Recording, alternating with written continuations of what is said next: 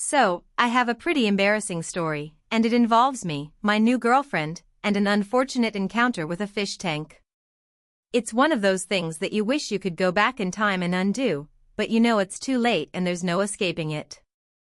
You just have to sit in the mess you've made and hope you can laugh about it later. Spoiler, I haven't laughed yet.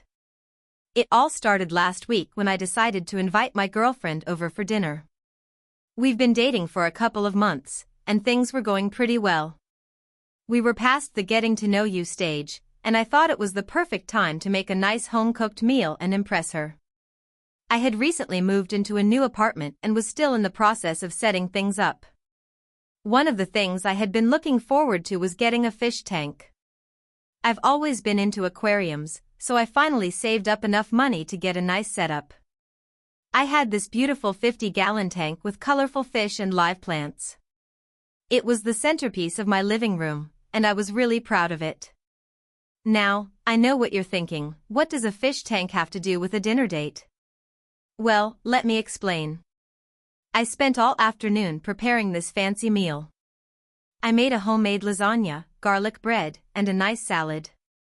I had even bought a bottle of red wine to go with it. I wanted everything to be perfect. I'd been stressing about it for days, wanting to make a good impression. My girlfriend, Emily, is super laid back, but I still wanted everything to go smoothly.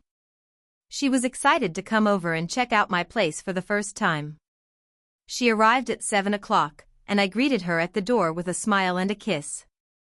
She looked great, of course, and I felt like a total mess, but I was determined to make this evening memorable. I led her to the dining room, and we sat down to eat. Dinner went surprisingly well. We talked about everything from work to travel, and the conversation flowed easily. But then, it happened. After dinner, we moved to the living room to relax. I offered her some wine, and we sat on the couch, admiring the fish tank.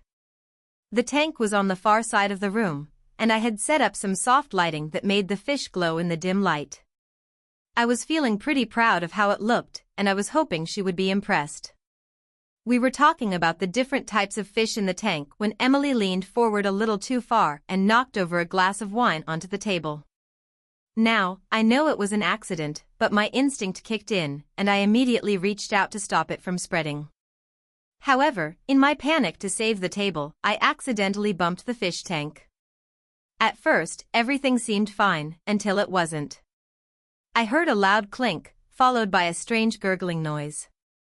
I turned around just in time to see the filter in the tank stop working, and the water level suddenly started to drop.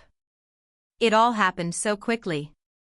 The water was draining out of the tank faster than I could process it. I grabbed a towel and tried to stop the leak, but the damage was already done. The filter had dislodged, and it looked like the entire tank was about to collapse. Emily looked horrified as I scrambled to do damage control. "Is this supposed to happen?" she asked, wide-eyed. No, it's definitely not supposed to happen," I stammered, still in full-blown panic mode. "This never happened before, I swear. I didn't mean for this to happen." I frantically tried to fix the situation, but my hands were shaking too much, and I wasn't sure what to do. I rushed to unplug the filter, which caused even more water to spill out onto the floor. The fish, poor things, were flopping around helplessly as the water drained away. I couldn't believe what I was seeing. This wasn't just a minor mishap. This was a full-on disaster. At this point, Emily was standing there, completely frozen, unsure of whether she should laugh, cry, or run away. She must have been thinking, "What kind of mess did I just walk into?" I grabbed a bucket and started trying to scoop the water back into the tank, but it was already too late. The fish were gasping for air, and I didn't know how to fix it. In my desperation, I grabbed the first thing I could think of, a plastic bag. I started scooping up the fish and throwing them into the bag, which was probably the most idiotic thing I could have done. Emily, bless her heart, started laughing nervously. You're supposed to have water in the bag, right?" she said, trying to lighten the mood. I had no words. The fish were still flopping around in the bag, and I was frantically trying to shove them back into the tank, which by now was about half empty. The tank was broken, the filter was wrecked, and the water was everywhere. I didn't even know where to start cleaning up. I looked like a complete mess, and I could feel the embarrassment creeping up on me. After what felt like an eternity, I finally managed to get the fish back into the tank, although I'm pretty sure some of them were traumatized for life. The tank was still leaking water, and I had no idea how I was going to fix it. Emily, still trying to be supportive, said, "You should probably call someone, like a professional." At this point, I was holding my head in my hands, thinking that maybe I should just throw in the towel and accept that I had ruined my chances of impressing this girl. The night had gone from being a beautiful, romantic dinner to a complete and utter catastrophe. I was stressed, embarrassed, and utterly defeated. We spent the next 30 minutes cleaning up the mess, and I finally managed to get the fish back into some semblance of safety. The tank was in ruins, but at least the fish were alive, barely. Emily, who could have easily walked out in disgust, stayed by my side through the whole ordeal. She kept telling me it was fine, that it wasn't a big deal. But it was a big deal to me. I wanted to show her that I was competent, capable, and able to handle life's little challenges without making a complete fool of myself. In the end, we ordered pizza because I had completely destroyed the dinner I had worked so hard on. I apologized profusely, and she reassured me that it wasn't the end of the world. We sat on the couch, ate our pizza, and laughed about how ridiculous everything had been. It wasn't the perfect evening I had hoped for, but in a strange way, it brought us closer. I realized that it wasn't about being perfect, it was about being able to laugh at yourself and not take life too seriously. So yeah, I might have ruined my aquarium, my dinner, and my dignity, but at least I gained a valuable lesson. When you invite someone over, make sure they're not the type of person who's going to knock over a glass of wine and trigger a full-blown aquarium disaster. Also, don't try to save fish with a plastic bag. Trust me on that one. In the end, Emily and I are still together, and I'm slowly rebuilding my fish tank, although I'm not sure I'll ever live down the fish disaster incident. At least we'll have a funny story to tell for years to come. If you enjoyed the video, don't forget to leave a like and subscribe to the channel. It helps the content grow and motivates me to create even more great videos. Turn on notifications so you don't miss any new uploads. By the way, I'm curious, when do you usually watch my videos? While working, studying, or just relaxing at home? Let me know in the comments, I'd love to hear from you. Thank you for your support. TIFU by accidentally sending a picture of my junk to my mom instead of my girlfriend. This is going to be one of those stories I'll never be able to live down, so buckle up. It started like any other Tuesday morning. I had gotten off work at 5 a.m. after an overnight shift at my tech support job. I was beyond tired, but my girlfriend had been sending me some suggestive texts all day. Now, I'm not the type to brag, but I've got a healthy relationship with my lady, and we're both on the same page when it comes to, well, you know, spicing things up. She's always sending me cute pictures, and I like to return the favor from time to time. Nothing too crazy, just the usual sexting back and forth that most couples indulge in. I stumbled into bed around 6 a.m., exhausted but still half awake, and pulled out my phone. I opened my text thread with her and scrolled through a few of the pictures she'd sent me. There was one in particular that I wanted to respond to. I was feeling frisky, and I thought, why not send her a nice picture to kick things off? Now, I'll admit I was tired and groggy. I had just woken up and was barely functioning. My body had no idea if it was supposed to be awake or asleep, so I wasn't exactly firing on all cylinders. In hindsight, that should have been my first warning sign. But I ignored it, as most people do in these types of situations. So, I took the picture. I won't describe it in detail, but let's just say it was something that I thought would get a good reaction. Proud of my shot, I went to send it. At this point, I didn't even check the recipient, because, why would I? I was so used to sending nudes to my girlfriend that I didn't need to second-guess it. I tapped send and laid my head back on the pillow, letting out a satisfied sigh. As I was drifting off, I felt my phone buzz next to me. It was a text from my girlfriend. I eagerly reached for my phone, still a little foggy but excited for her reaction. To my horror, I saw the message wasn't from my girlfriend. It was from my mom. I froze. My stomach dropped to the floor. I stared at the screen, disbelieving, as I tried to comprehend the mess I'd just created. My mom had responded with a text that simply read, what is this? I'm sure I looked like I'd seen a ghost. My mind immediately started racing. How did this happen? Why did it happen? Was it some sort of sick joke? Did I somehow manage to send this to the wrong person? I quickly tapped on the message thread, and my heart stopped. Sure enough, I had somehow sent a very explicit picture to my mom instead of my girlfriend. I cannot even begin to explain the wave of pure, unadulterated horror that washed over me. It wasn't like I had just sent a text that could be explained away or a joke gone wrong. This was full on there, the image was clear, unavoidable, and inescapable. I could already imagine the look on my mom's face, her confusion, her shock, her disappointment. I had no idea what to do. No clue. I just stared at the screen for what felt like an eternity. My fingers were trembling, and I was on the verge of panic. The thing is, my mom and I have a pretty good relationship. I love her, she's a great mom, but we've never had the talk.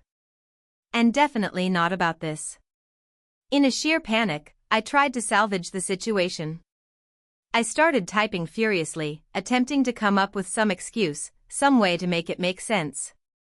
But every sentence I started felt worse than the last. It was impossible to find a reasonable explanation for what I had just done. I considered deleting the message, but I knew that was pointless. Even if I did, she'd have already seen it. The damage was done. I decided that there was no way around it.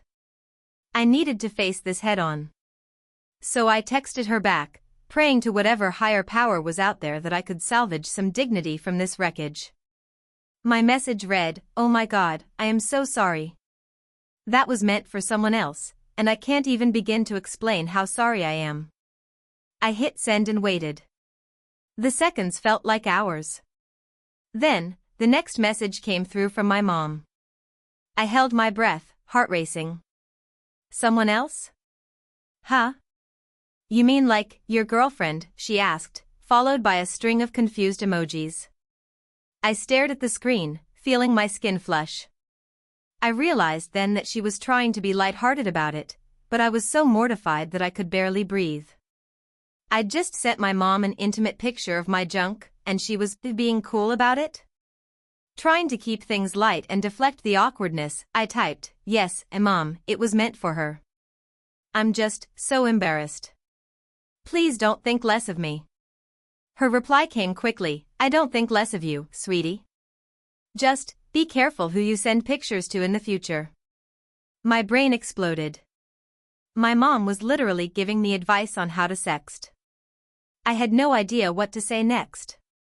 I couldn't apologize enough, and at the same time, I didn't want to drag this conversation on any longer. I just wanted it to be over. To my immense relief, she didn't press the issue further. She sent a couple of laugh emojis and left me with a final text, "It happens to the best of us, LOL. Just, maybe don't send those to me again." At that point, I closed my eyes and tried to sleep, but my mind was racing. I kept replaying the moment over and over again, each time imagining a new, more embarrassing scenario. I kept thinking about how I would explain this to my girlfriend. I still haven't told her the whole truth. She knows I sent a pic to the wrong person, but I left out the part about who that person was. I'm not sure I'll ever be able to explain that to her either.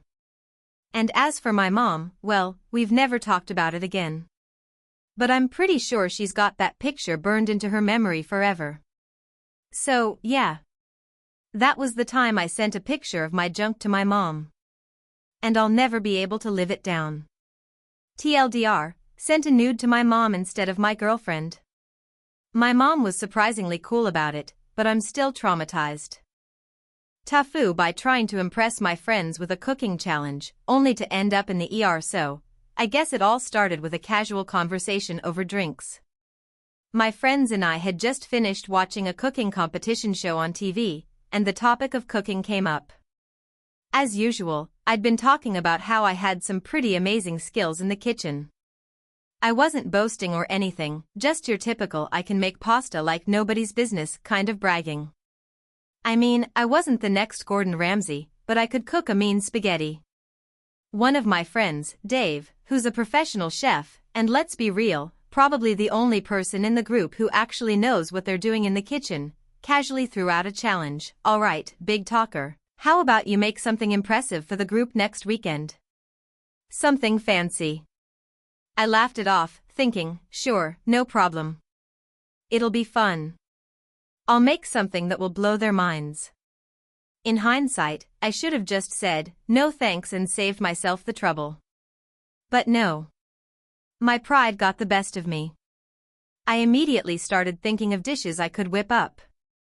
Maybe something exotic? I thought about some sort of elaborate French dish, like coq au vin. I'd seen it on TV before, so how hard could it be? Surely, I could follow a recipe and pull it off. But the more I thought about it, the more I convinced myself that I needed to go above and beyond. This wasn't just about impressing my friends, it was about becoming a legend in their eyes. They needed to see me as not just someone who can cook pasta, but as the person to call when they needed a gourmet meal. So, I started researching recipes for coq au vin, watched a few tutorials online, and even ordered some high-end ingredients to make it as authentic as possible. The day of the challenge arrived, and I had spent the entire week preparing. I had set up my kitchen like a mad scientist, pots, pans, knives, and wine everywhere. I was ready. The friends gathered at my place, excited to see what I had in store. Dave, the chef, walked in and gave me a nod of approval. "All right, let's see what you've got." Everything was going fine. I was a little nervous, but I was sticking to the recipe. The chicken was cooking beautifully, the vegetables were getting tender, and the wine reductions smelled amazing. I was feeling like a 5-star chef in the making. Dave kept glancing over at me, trying to look like he wasn't watching too closely, but I could tell he was just waiting for me to slip up. So far, though, everything was going great. But then, disaster struck. I had to flambe the dish. If you've ever seen a chef flambe a dish, it's honestly one of the coolest things.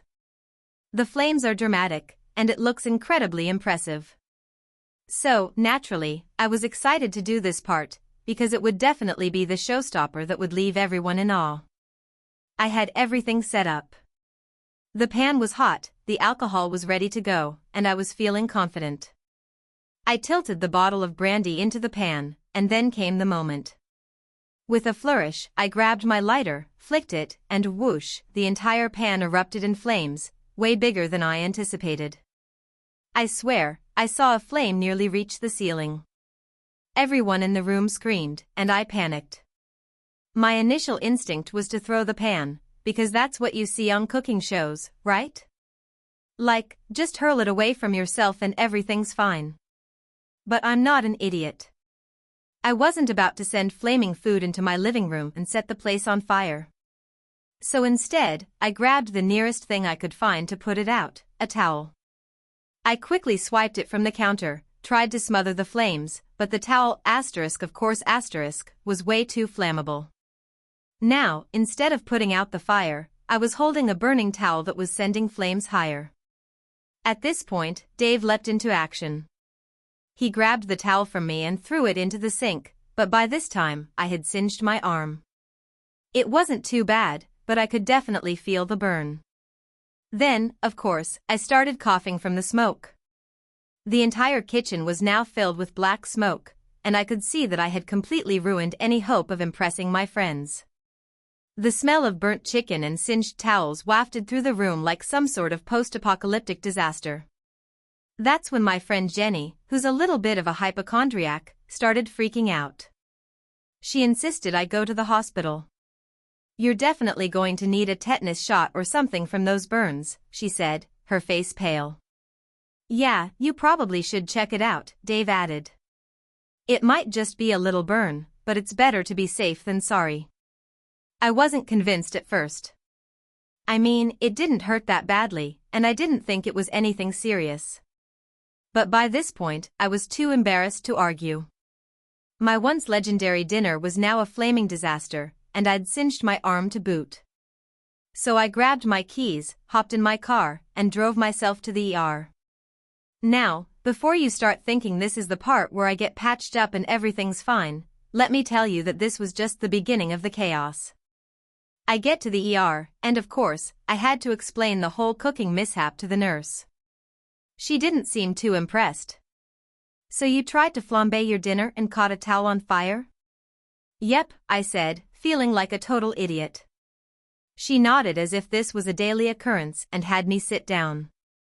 As I was waiting, I realized that I was in a room full of people who had actual medical issues, and here I was, just sitting there with a burned arm because I got a little overzealous with my cooking. When the doctor finally came in, he took a look at the burn and, thankfully, said it wasn't too bad. I'd need a bit of burn cream, some bandages, and a follow-up in a few days, but nothing too serious. As he was treating me, he started asking about the cooking disaster, and I couldn't help but feel like a failure. Every time I tried to explain how I was trying to impress my friends, he just nodded sympathetically like I was a child who had made a rookie mistake. In the end, I walked out of the ER with a prescription for burn cream, a story I'm never going to live down, and a reputation for being the guy who ruined his own dinner by setting everything on fire.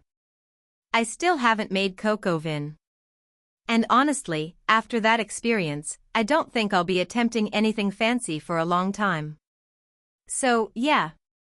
TIFU by trying to impress my friends with my cooking skills, and now I'm known as the guy who literally burned himself out of the kitchen. So, this happened last weekend, and I'm still cringing at how badly I messed up. I've always been a pretty laid-back person, but somehow, I found myself in the middle of a situation where everything went wrong, all because of my own damn actions. It started off simple enough.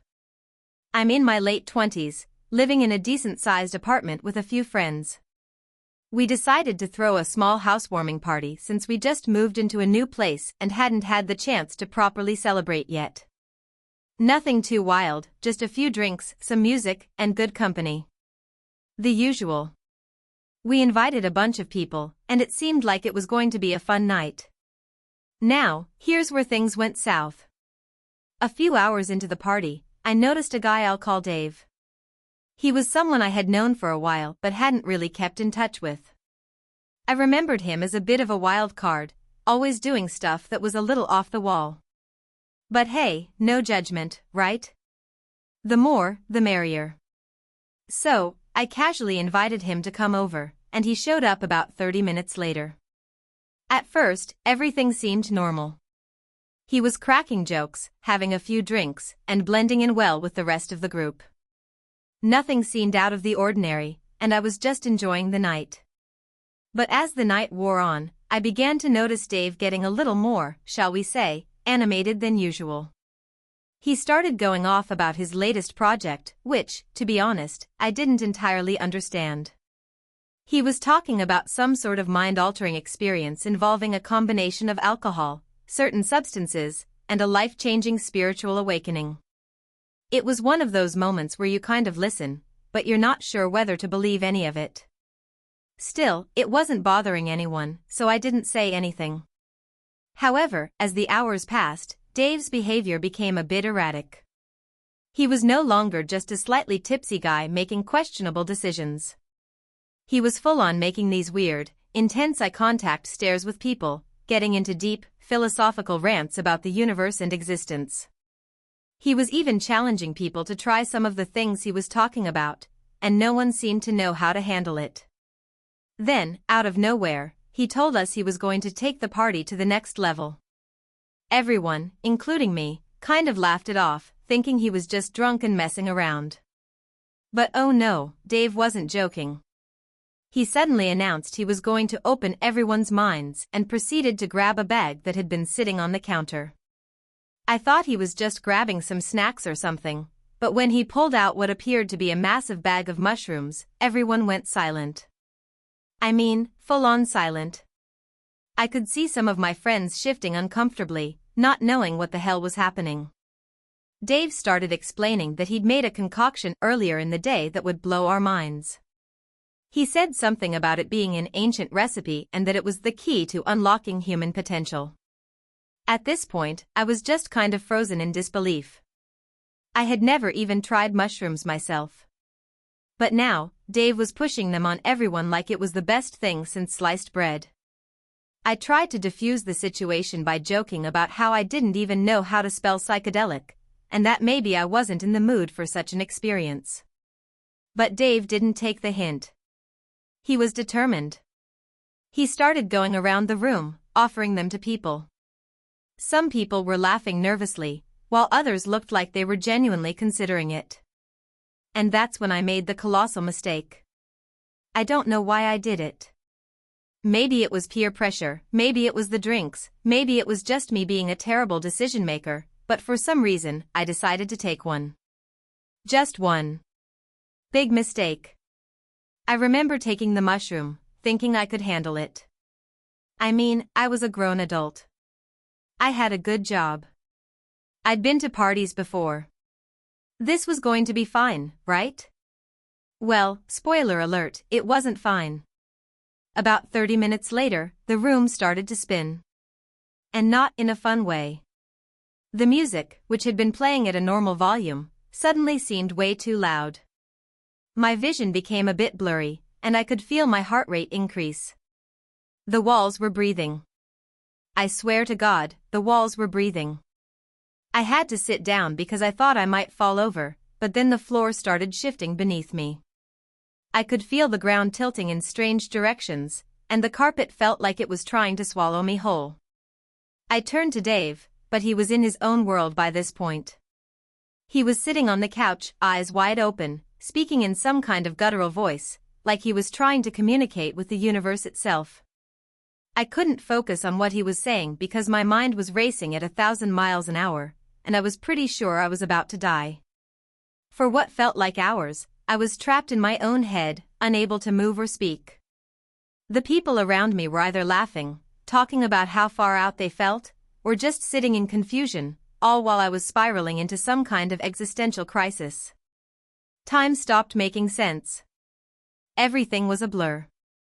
The turning point came when I tried to get up to go to the bathroom. As I stumbled toward the door, I could have sworn I saw a giant, glowing chicken in the corner of the room. I mean, it wasn't even trying to hide. It was just there, staring at me. I screamed and fell to the ground, and everyone turned to look at me. But I was way too gone to explain myself. Long story short, things got really weird after that. The entire party descended into chaos. Some people were trying to ride the wave and embrace the strange, while others were completely freaking out.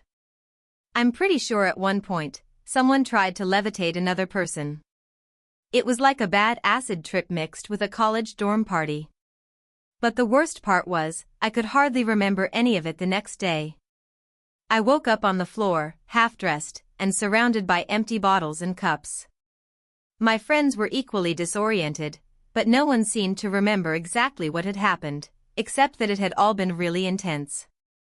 I never thought I would be that person, the one who takes a mushroom at a party and loses track of reality for hours. But I did, and it's something I'll never live down. I don't even think I'll ever be able to look at a mushroom the same way again.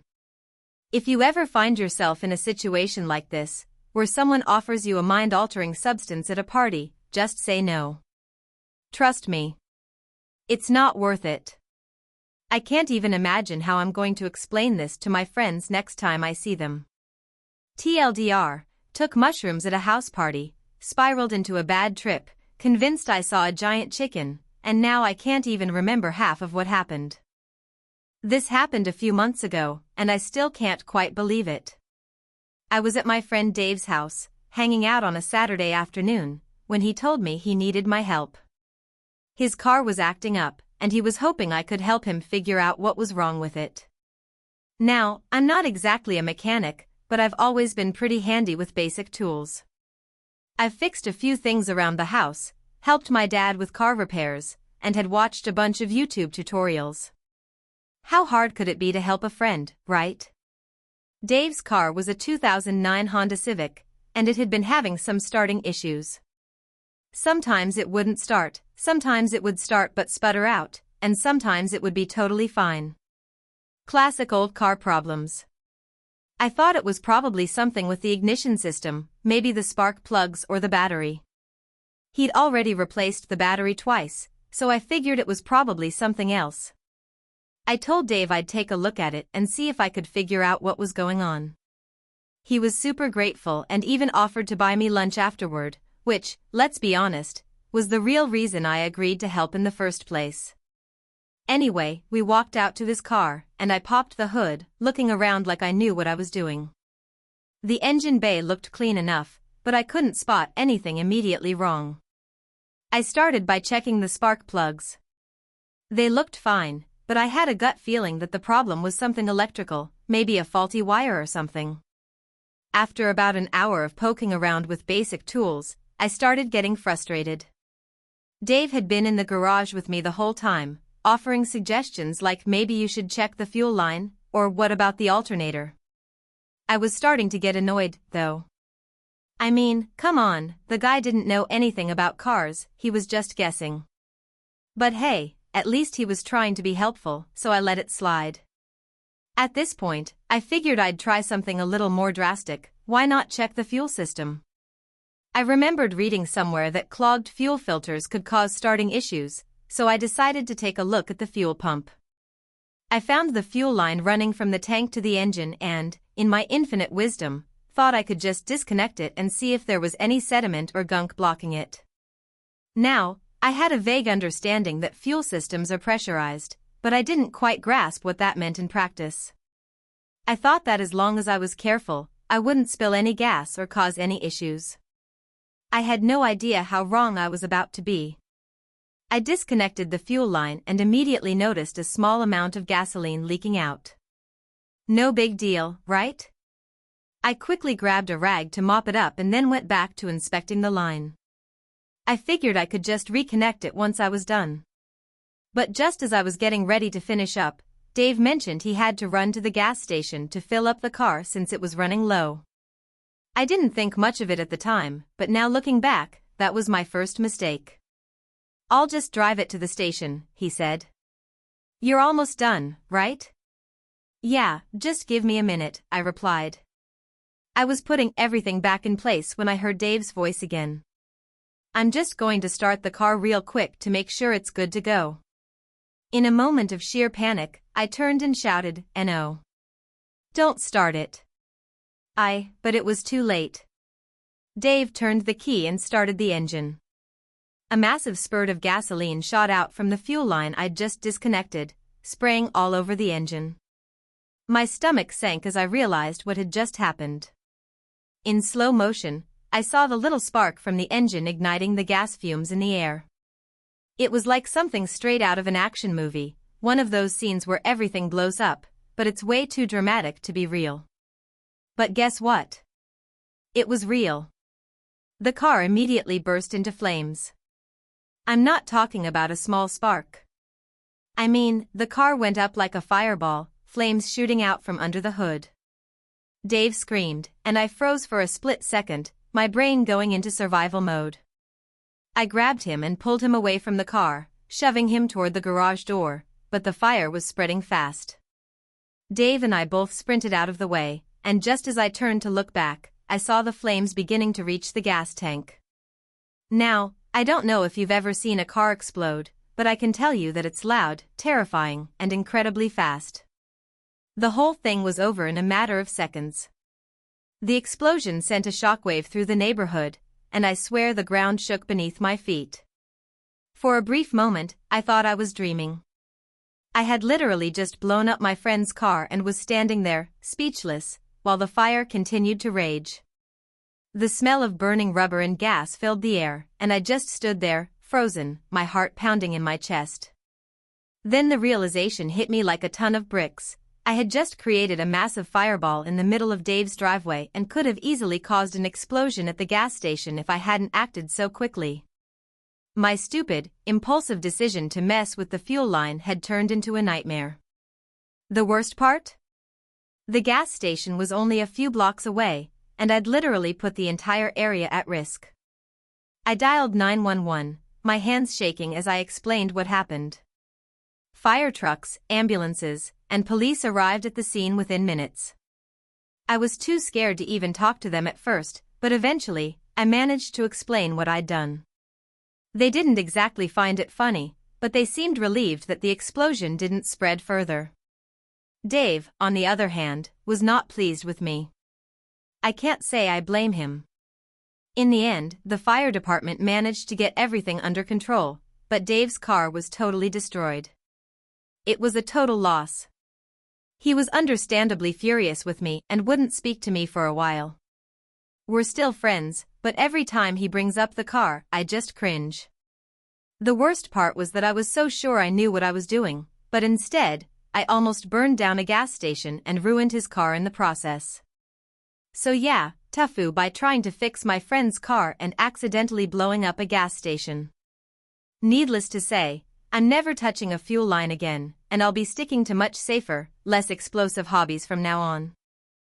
TIFU by accidentally sending my crush a really awkward message that led to an even more awkward conversation. So, this happened last week and I still can't stop cringing. I'm one of those people who's terrible at texting. I always second-guess every message, reread it about 100 times, and often delete and rewrite things multiple times. It's a problem, and honestly, it makes me anxious. However, I managed to get through this without rereading, something I'll never do again. I met this girl, let's call her Emily, a few months ago at a mutual friend's party. We hit it off instantly. She's funny, beautiful, and everything I could ask for in someone to be close with. We've hung out a few times since then, mostly in group settings, but I was finally getting brave enough to think that maybe she liked me back. We'd been texting pretty regularly, just casual stuff, memes, small talk, sharing what we were up to, etc. But nothing that screamed, I want to date you. I was hanging out with my friends the night before, and they were all talking about how I needed to stop being so passive and make a move. I was already a little buzzed, and I started getting these thoughts in my head that maybe it was time. We had a small group chat going, and I had just received a message from Emily that made me smile. She was asking how my day was going, and it was a totally normal conversation. But suddenly, my brain went into overdrive. I thought, what if I just tell her how I feel?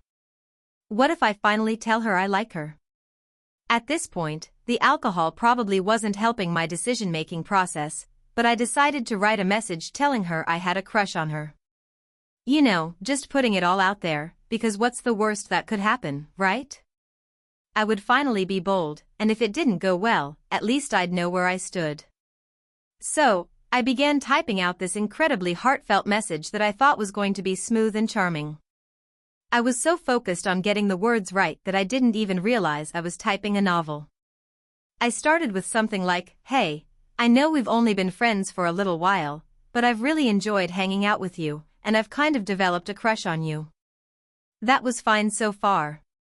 But then I kept typing. I wanted to make sure I was clear, and I didn't want to come off as too forward, so I added some extra sentences. I'm not sure if you feel the same way, and I totally don't want to make things weird if you don't, but I just thought you should know. We've had a good time hanging out, and I'm really interested in getting to know you better. Okay, great. That should work, right? Wrong. What I didn't realize in my slightly drunk state was that I had accidentally sent that entire message to the group chat.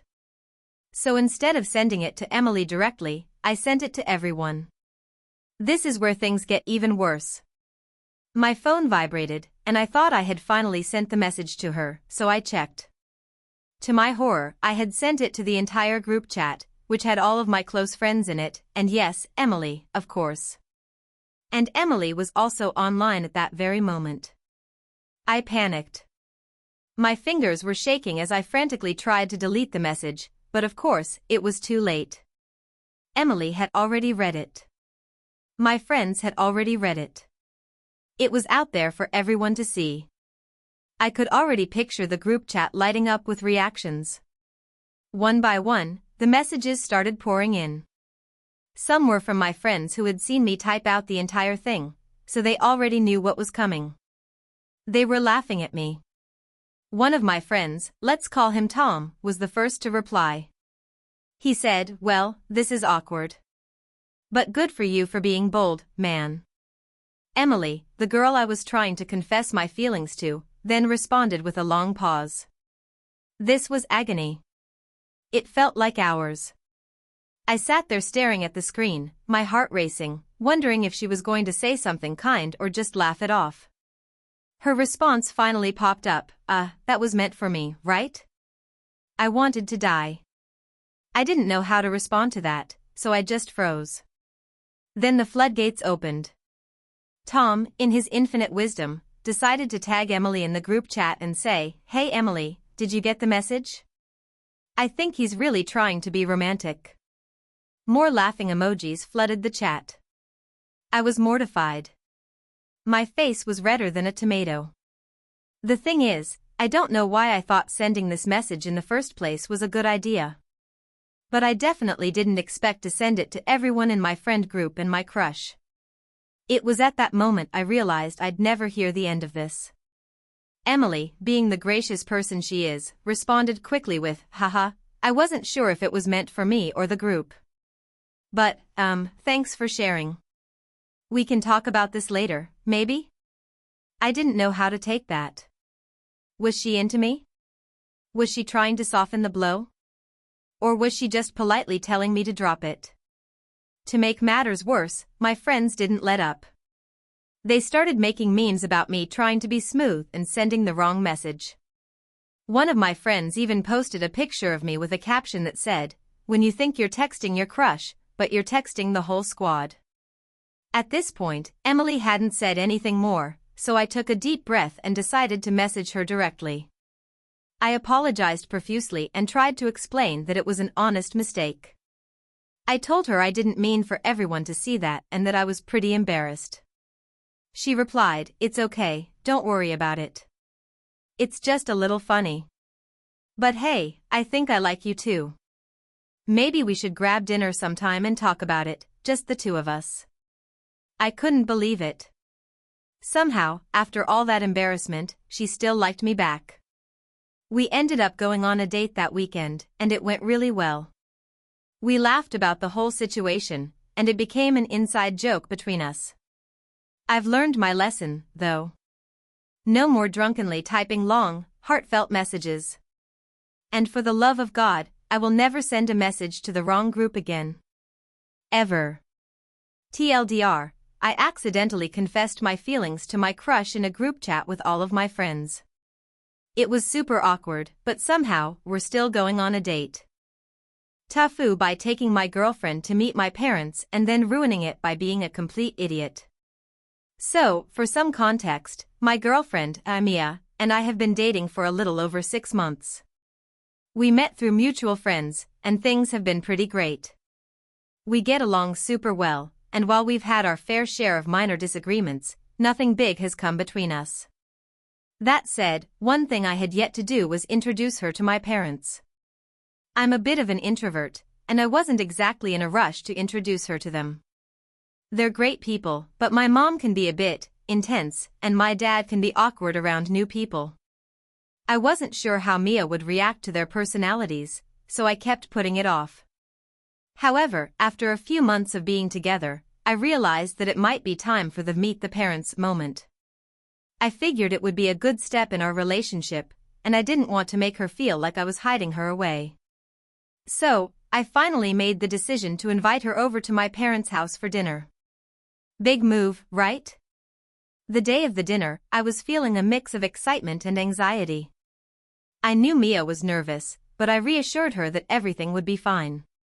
Of course, that didn't stop her from overthinking everything. We spent a solid hour getting ready. I was trying to stay calm, but I could feel myself getting anxious. What if my mom said something weird? What if my dad couldn't stop talking about his hobby of model trains for an hour? What if they didn't get along? I picked Mia up at 5:30 p.m., and we drove to my parents' house. The drive was fine, but Mia kept bringing up small concerns. What if your mom doesn't like me? Do I look okay? What if your dad asks me about my childhood? I kept reassuring her, telling her it would be fine. Honestly, I was more nervous about my parents embarrassing me than Mia messing anything up. But hey, I kept those thoughts to myself. We arrive at my parents' house, and my mom opens the door with a big smile. She's all excited to meet Mia, and I can tell she's already mentally planning the menu for dinner. My dad, who had been working on some of his model train stuff, I'm still not sure what that means, awkwardly stands up and greets us. Everything's going smoothly at first. My mom leads us to the dining table, and Mia and I sit down. The first 20 minutes go pretty well. My parents are being relatively normal, no awkward questions, no weird comments. Mia is laughing at my dad's jokes, and my mom seems to like her, so I'm starting to relax. But then it happens. I don't even remember what triggered it, but at some point, my dad starts talking about how much he loves cooking, specifically his obsession with sous vide. I'd heard this a million times before, but I had no idea it would go down the path it did. He starts explaining how he bought this expensive sous vide machine and how he's been making steaks for hours at a time. I've always found the topic boring, but I don't think Mia would be as uninterested in it, considering she likes food and cooking. But then, my mom jumps in with, "Oh, Mia, don't worry. You won't have to cook for him. He's one of those men who thinks he's the only one who knows how to cook." I should have seen the red flags. My mom loves to make playful jabs at my dad, but for some reason, I didn't think through how that might sound to Mia. I can tell from her expression that she's trying to figure out how to respond without stepping on any toes. Instead of letting it go, I decide it's my moment to show off. I blurt out something stupid. I say, "Well, it's not like Mia needs to cook, though. I can't even cook myself. I'm actually the worst at it. Mia's much better." I meant it as a compliment, but of course, it doesn't come out that way. It's like I've opened a trapdoor. Mia freezes, and I see a look of shock on her face. She just stares at me, and it's at that moment I realize how bad that sounded. I know Mia can cook, but she's no professional chef or anything. I've never really seen her cook anything major, and I don't know why I would say something like that. It's like I just dug my own grave in one sentence. My mom laughs uncomfortably, and my dad gives me this awkward, sideways glance like he's trying to figure out what I meant, but it's already too late. Well, I mean, yeah, I don't mind cooking sometimes, but I'm not a professional or anything, Mia stammers. I do like trying new recipes, though. She looks at me with a raised eyebrow. Great, now I've just made her look like a liar and forced her to defend herself. I'm dying inside, but I try to play it off. "Oh, no, I just mean you're good at it." I try to backpedal, but my mom is already jumping in with another one of her jabs. "Well, Mia, you'd better learn to cook, because this one," she points at me, "can barely make toast without burning it." She laughs, but I can tell Mia is uncomfortable now, and I feel like a total idiot. Dinner goes downhill from there. We're all still talking, but now it's strained. The conversation feels awkward, like everyone is walking on eggshells. Mia's laughing less. My parents are being a little too overzealous in trying to make her feel comfortable, and I'm trying to figure out how I can undo the damage I just did. The worst part? The evening ends with Mia giving me the "we need to talk" look. We drive back to my place, and I try to apologize, but she's not having it. "I don't know what's worse," she says quietly, "the fact that you threw me under the bus about cooking or that your mom made it worse." I try to explain that I didn't mean it like that, but she's not buying it. We end up having a long conversation about how I need to be more mindful of what I say, especially around her and my parents. She was a little upset, but after talking it out, we're fine now. It was an awkward, embarrassing situation, but we both agreed it wasn't the worst thing to happen to a relationship. That said, I definitely learned a valuable lesson. When introducing your girlfriend to your parents, maybe don't make it your mission to be the funniest person at the table or to be the one who says everything that comes to your head. And definitely don't make your girlfriend feel like she's being scrutinized. Next time, I'll let my mom and dad do the talking. Moral of the story: don't make your girlfriend sound like she's lying about cooking just to make a bad joke about yourself. TLDR, I introduced my girlfriend to my parents, tried to make a joke about how bad I am at cooking, and ended up making her feel awkward and uncomfortable. Then I learned I need to think before I speak. TIFU by trying to impress my crush with my cooking skills, and ended up causing a small fire, a police visit, and a whole lot of embarrassment. It all started about 2 weeks ago when I, 24M, found out that Emily, 23F, the girl I've been crushing on for months, was coming over to my apartment for the first time. We've been friends for a while now, but there was always this awkward tension between us. I'm the kind of guy who tends to be quiet and shy, so making the first move has always been a challenge for me. But this time, I was determined to change that. It was the perfect opportunity to show her that I could be the charming, funny, and impressive guy I always wanted her to think I was. I just had to get everything right.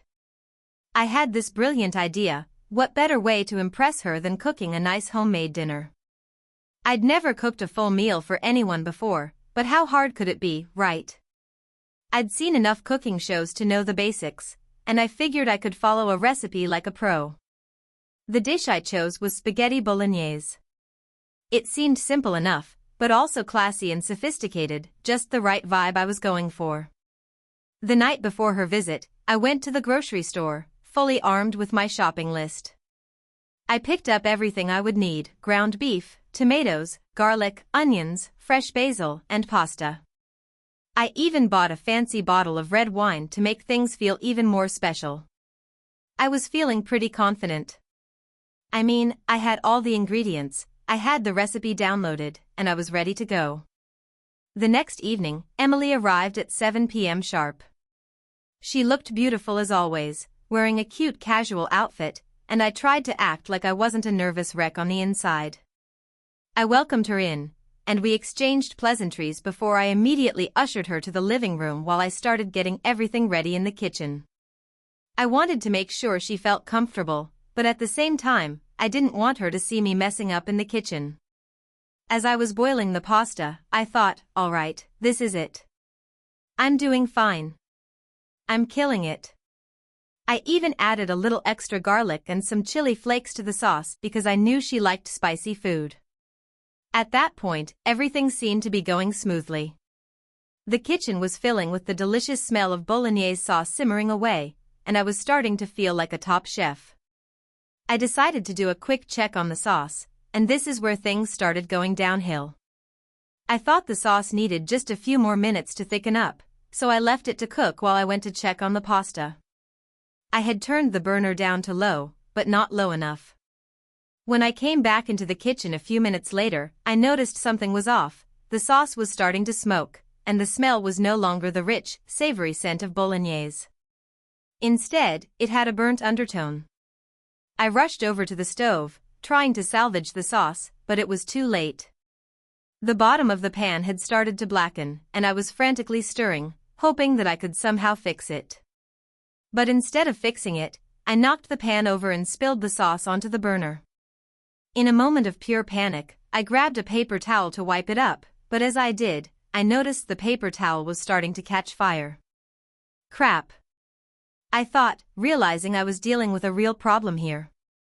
I grabbed the nearest thing to put out the fire, an empty wine bottle, and tried to douse the flames. But instead of extinguishing them, I accidentally knocked the wine bottle over, sending it crashing to the floor. Glass shattered everywhere. At this point, I'm starting to freak out. Emily was in the living room, probably hearing the glass shatter, but I couldn't let her come in and see the chaos. I frantically grabbed the towel to throw it on the flames, but the fire was only growing. With my heart pounding, I realized there was no way I could put it out on my own. I picked up my phone, my hands shaking, and dialed 911. 911, what's your emergency? The operator answered. There's a fire in my kitchen. I stammered. I was cooking, and now there's a fire, and I don't know what to do. I could barely string together a coherent sentence at this point. The operator calmly instructed me to evacuate the apartment and wait outside, which I did without hesitation. I grabbed my keys and rushed out of the apartment, making sure I locked the door behind me. At this point, Emily was still in the living room, completely unaware of what had just happened in the kitchen. I quickly sent her a text, "Hey, there's a little kitchen accident. I'm waiting outside with the firefighters. Please come out when you can." I sat on the front steps of the building, feeling like the world was collapsing in on me. My stomach churned with embarrassment. This was supposed to be a romantic dinner. I had gone out of my way to plan something nice, and now there was a fire. It didn't take long for the fire trucks to arrive, and within minutes, the firemen were inside, assessing the damage. I had to explain the entire situation to them, how I tried to impress my date with my cooking skills, only to burn my own apartment down in the process. The firefighters were kind, but I could tell they were trying not to laugh at my disaster. One of them even patted me on the back and said, "Hey, at least you tried. Just maybe don't go full Gordon Ramsay next time." Meanwhile, Emily had come outside and was standing next to me, looking confused but also concerned. She asked, "Are you okay? What happened?" I tried to cook dinner, and well, it kind of turned into a disaster," I explained, feeling like a total idiot. "I'm really sorry about this. I didn't mean to ruin everything." She smiled, trying to lighten the mood. "It's okay. I'm just glad you're safe. I guess we'll have to get takeout now, huh?" As the firefighters cleared out and the situation was under control, I couldn't help but feel like the biggest fool. What was supposed to be a romantic evening had turned into a small fire, a ruined meal, and an awkward conversation with the girl of my dreams. But Emily was surprisingly cool about it all. She didn't run away or make fun of me. She stuck around, and after everything had settled, we ended up getting pizza and laughing about the whole thing. In the end, she told me it was one of the most memorable nights she'd ever had. I don't know if she was just being nice or if she actually meant it, but I'm pretty sure it wasn't the outcome I had envisioned. I still don't know if it was a good thing or a bad thing that she saw me fail spectacularly like that, but I guess we'll see where things go from here. Maybe next time I'll just stick to ordering in. Hey, friends! If you enjoy this content, don't forget to like the video and share your thoughts in the comments. We really want to know what you like and what can be improved. What do you think of the video? Are there any topics you'd like to see in future videos? Your feedback really helps us get better. Thanks for being with us. So, about 2 weeks ago, I found myself in a situation I'd never imagined, and it all started with a casual trip to the grocery store. I wasn't expecting anything crazy to happen. I just needed to grab a few things for the week, maybe some snacks and some fresh veggies for dinner.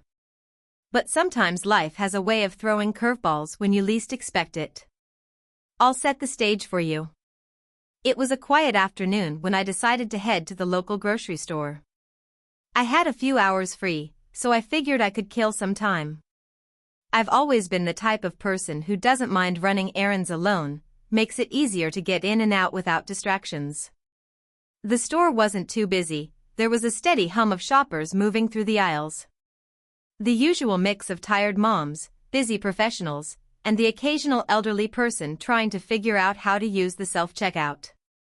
I, of course, was just another guy with a shopping list in hand, blissfully unaware of the disaster waiting for me.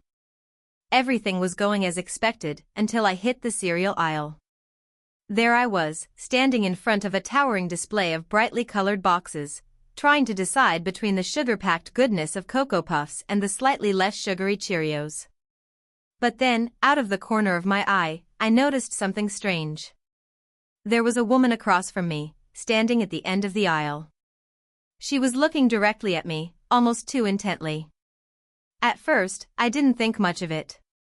Maybe she was just glancing around or needed help deciding between two brands of granola bars. But then she did something that immediately put me on edge. She started walking towards me. And when I say walking towards me, I don't mean a casual stroll down the aisle. She was practically marching over with purpose. She got closer and closer, and I felt that unmistakable knot form in my stomach. Something was off. It wasn't her demeanor, she was smiling, friendly, even, but there was a certain intensity in her gaze that I couldn't shake. I started to panic, trying to think if I knew her from somewhere, but no, I was sure I hadn't seen her before in my life.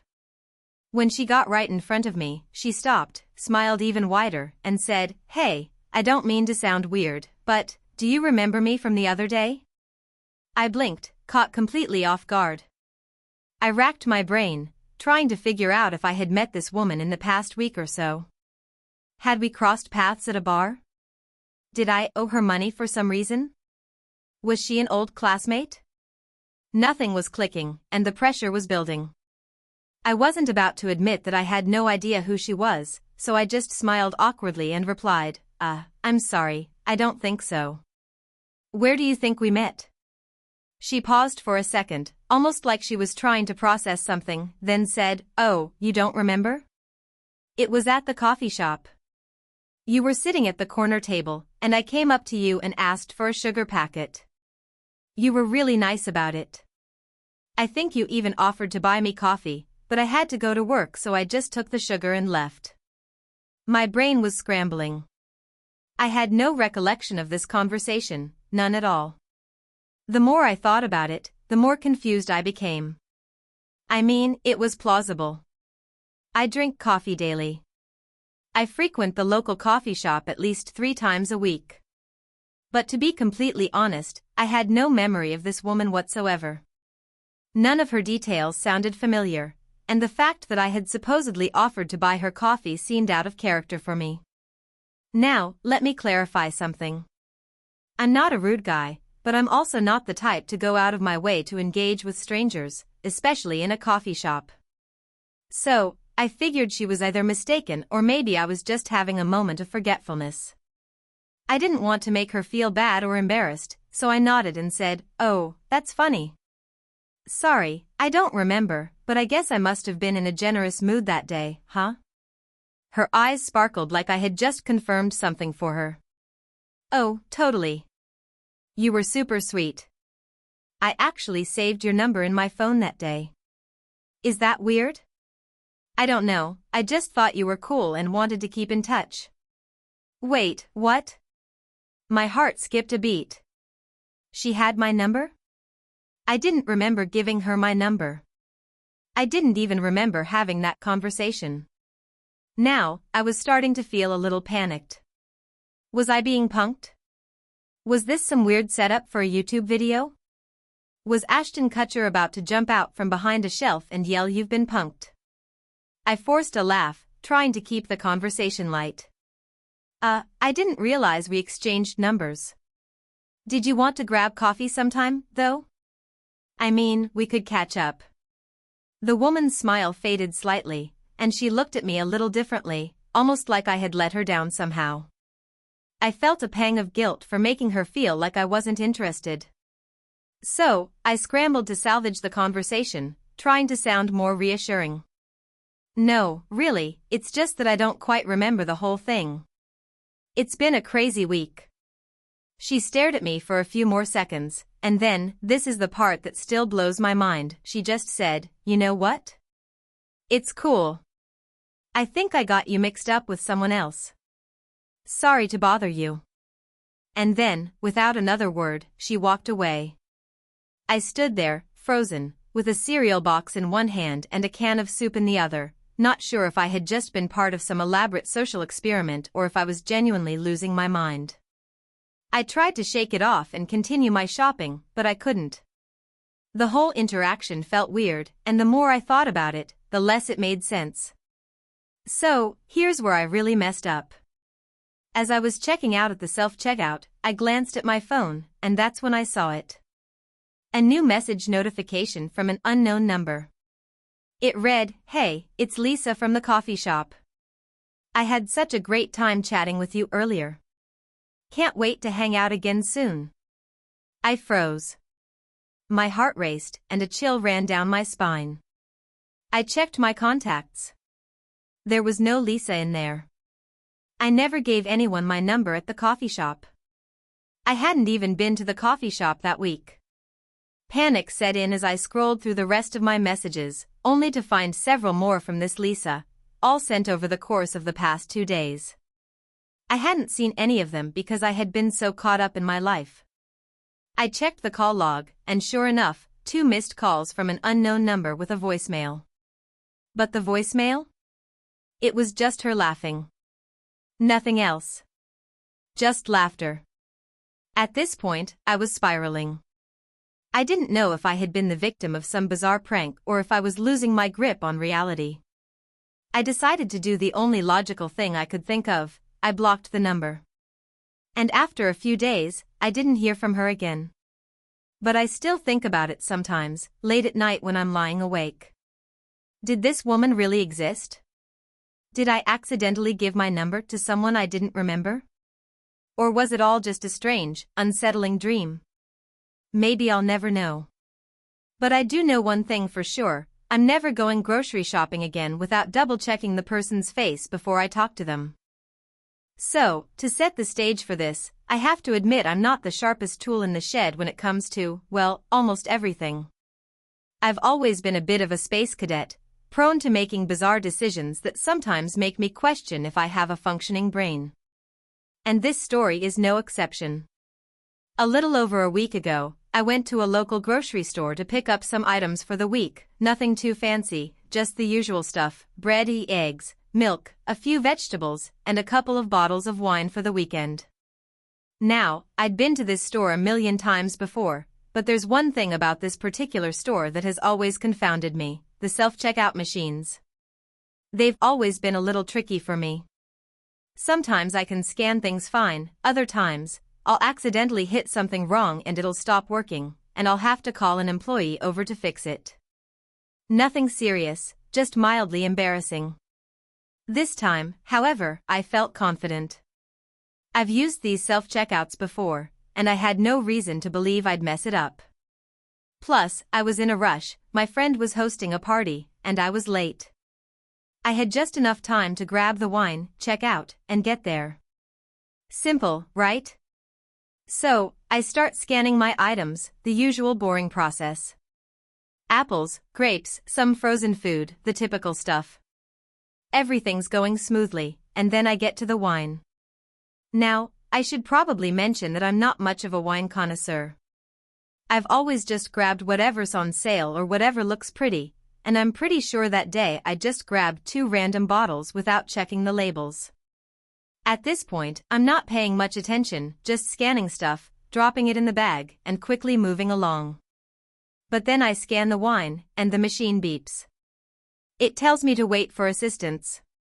I'm a little confused, but, okay, maybe there's some weird age verification thing going on, even though I'm 28. The next few minutes are a blur.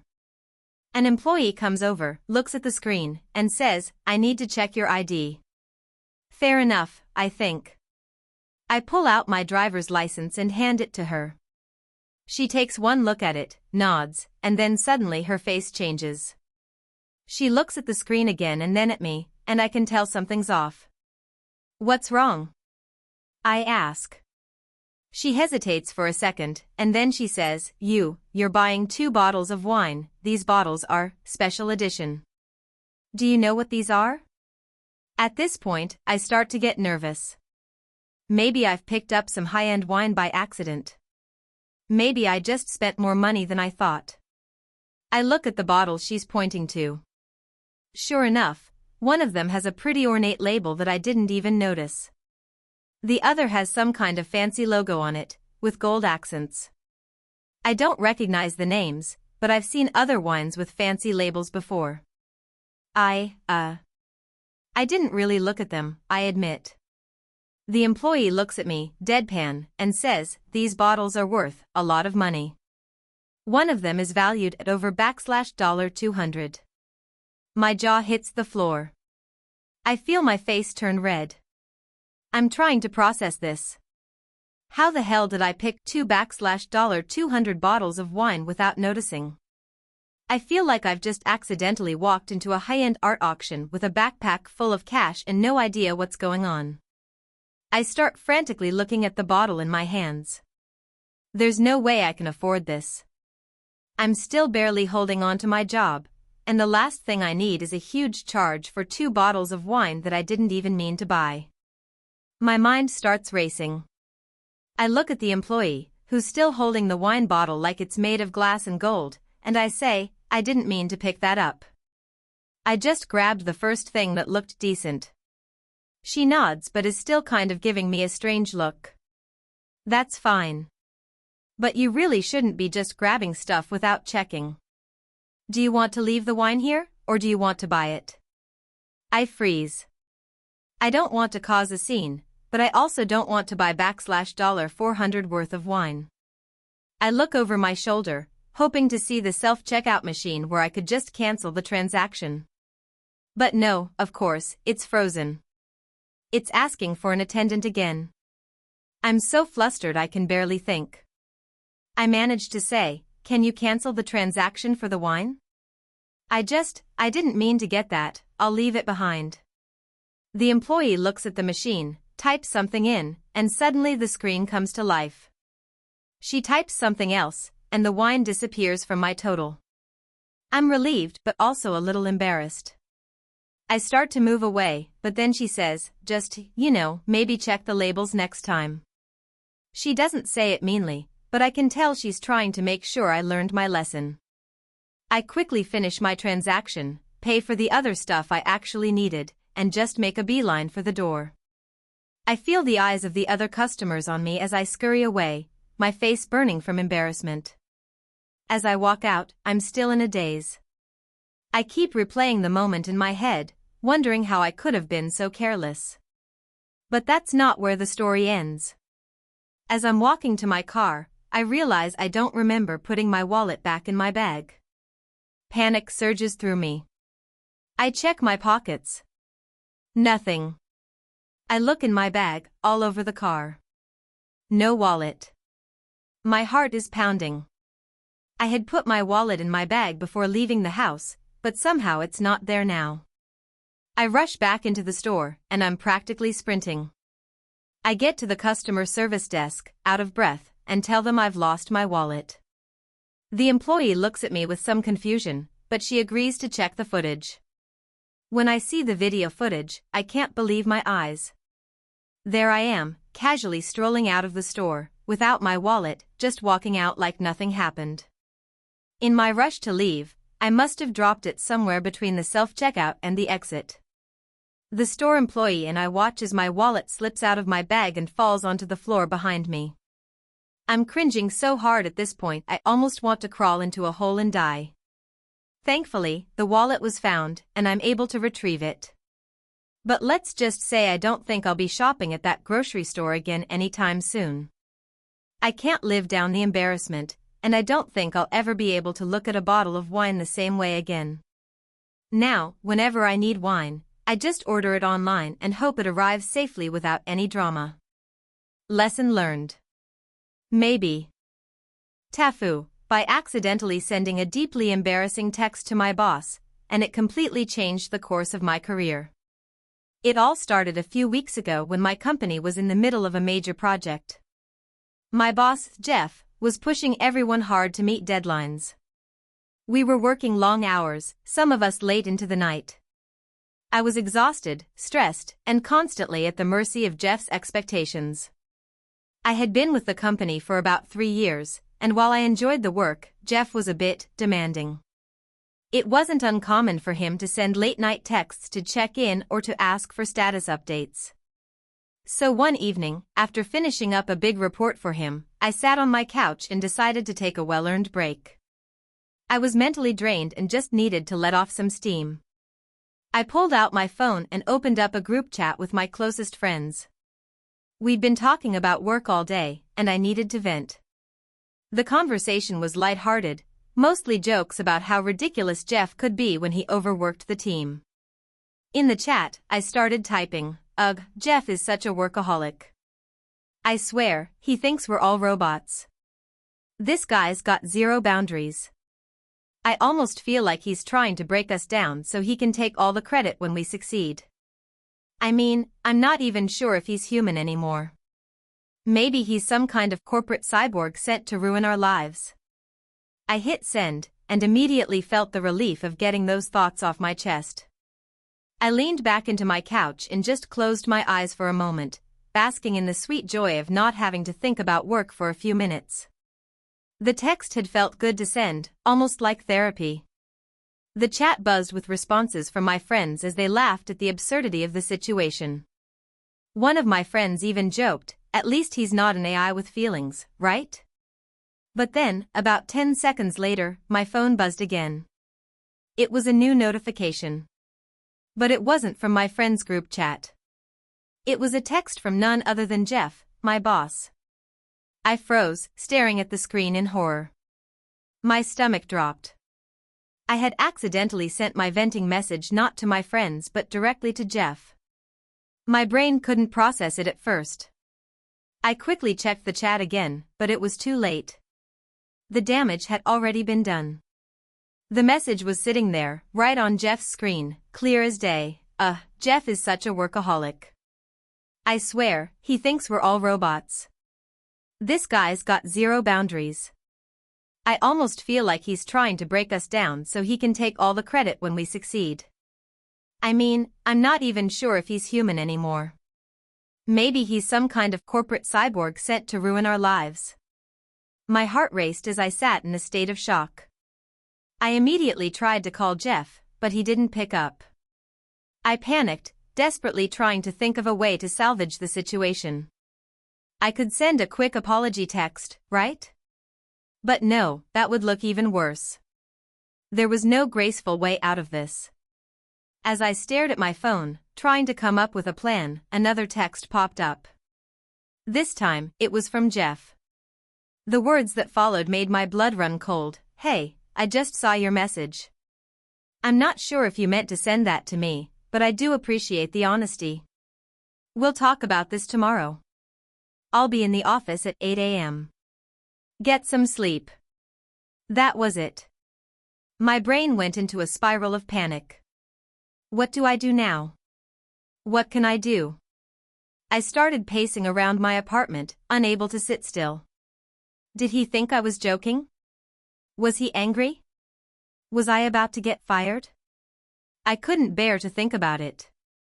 I spent the rest of the evening staring at my phone, checking for any other messages that might come through. But there was nothing. The silence was suffocating. When I finally tried to sleep, I couldn't. I kept running the conversation over and over in my mind, imagining every possible outcome. By the time morning rolled around, I was sleep-deprived and in full panic mode.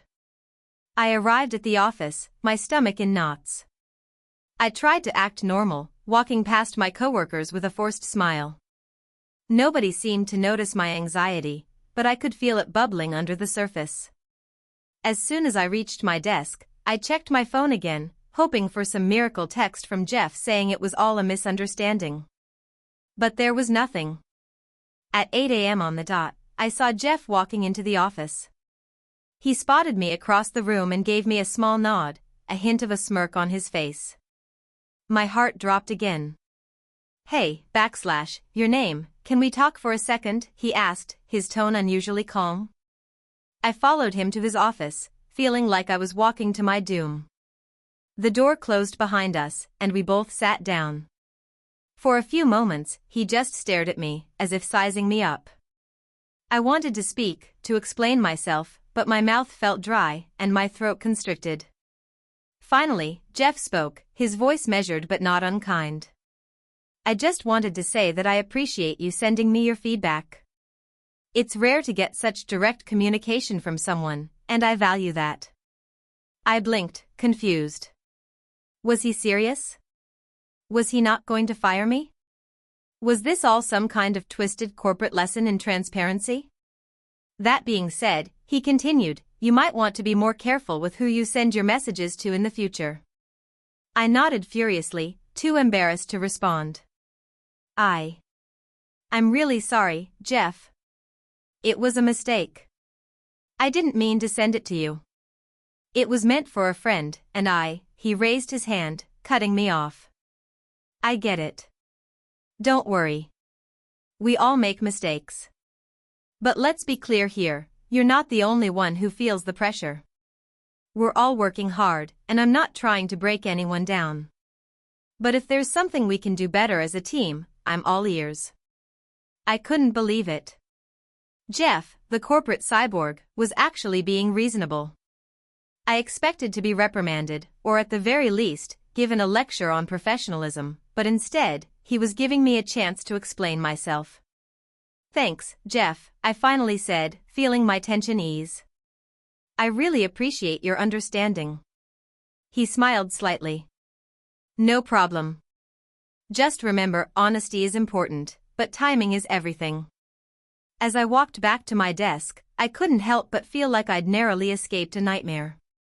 The rest of the day went by uneventfully, but I couldn't shake the embarrassment. However, the next day, something strange happened. Jeff seemed to treat me with a new level of respect. He even complimented me on some work I'd done that I thought had gone unnoticed.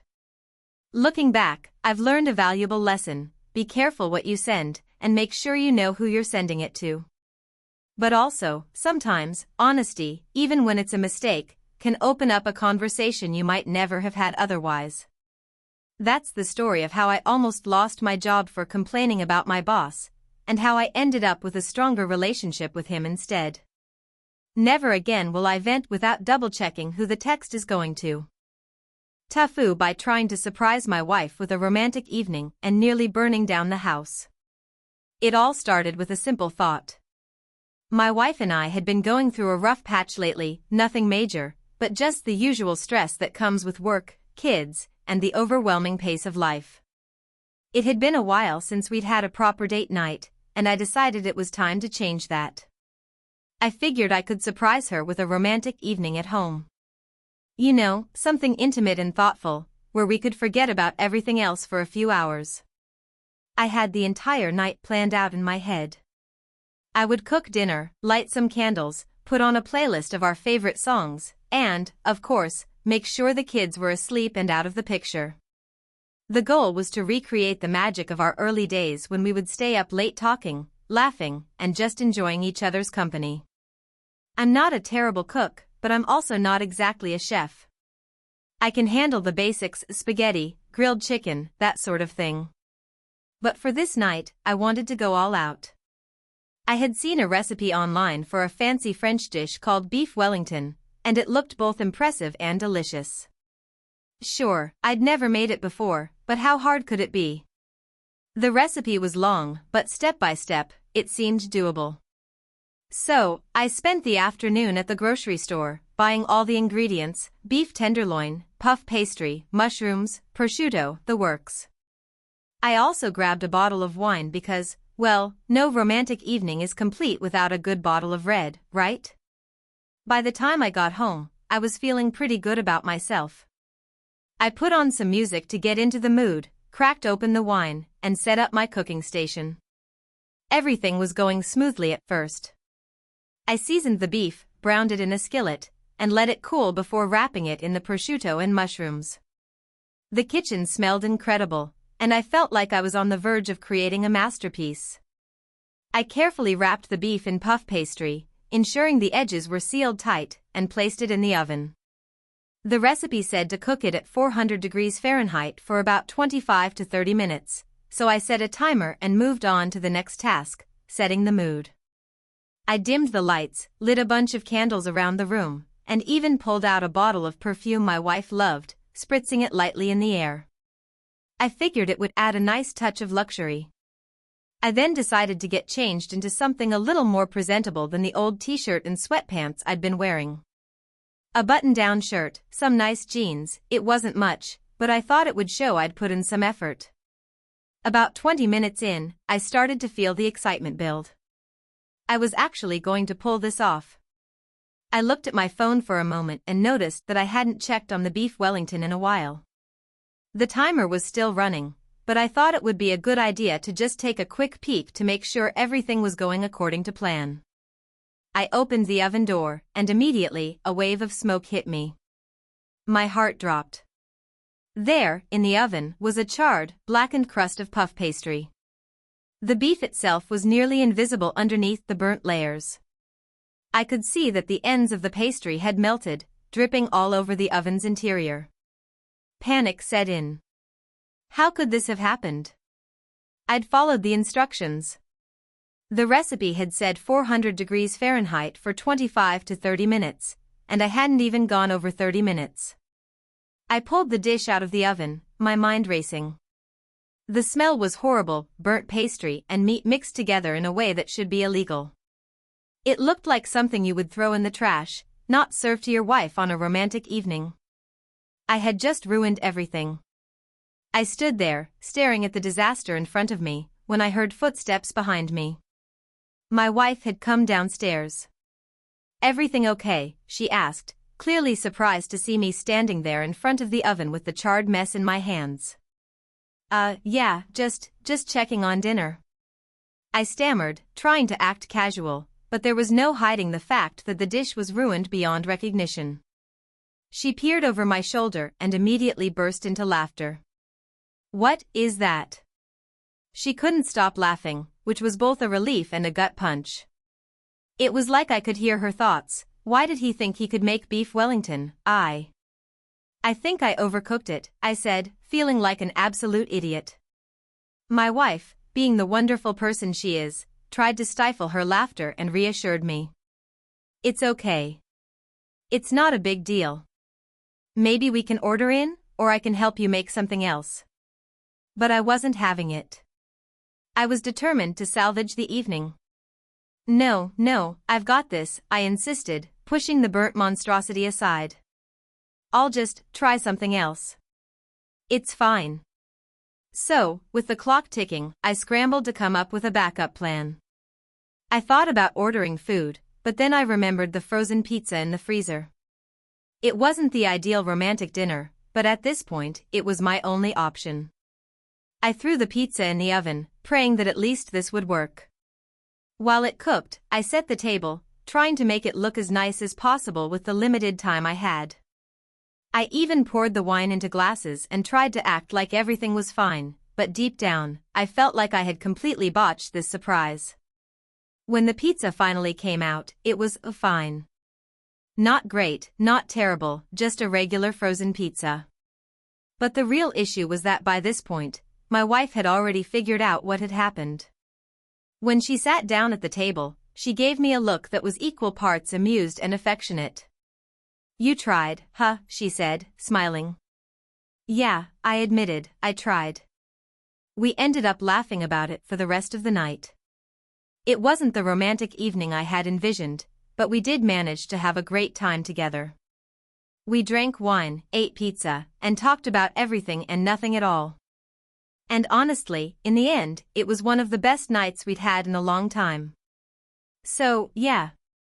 TIFU by trying to surprise my wife with a romantic dinner and nearly setting the house on fire. I learned that sometimes the best laid plans don't always go according to plan, but as long as you've got each other, it doesn't matter. At least now, every time I bring up beef Wellington, we both laugh. And I'll probably never attempt it again. TIFU by trying to impress my crush with a home-cooked dinner and accidentally setting my kitchen on fire, so I, 23M, decided that it was time to finally do something bold and try to impress the girl I've been crushing on for a while now, Sarah, 22F. We've known each other for a few months through some mutual friends, and I've always been too shy to really make a move. She's funny, smart, and just an all-around great person. The problem is, I've always been the kind of guy who prefers to let other people take the lead in social situations. This has made it a little difficult to express myself the way I'd like to. After weeks of wondering how I could get her attention, I figured the best way to show her I was serious was by cooking her a homemade dinner. You know, something classy, a bit romantic, and guaranteed to leave a good impression. I'm not a terrible cook, at least I thought I wasn't, but I figured it couldn't hurt to go all out and make something a bit more ambitious than the usual scrambled eggs or ramen noodles I usually eat. So, I went online and found a recipe for a fancy-seeming chicken dish. It had a lot of steps, but it looked pretty straightforward, and how hard could it be, right? I texted her to ask if she was free one evening, and luckily, she said yes. I was feeling pretty good about it.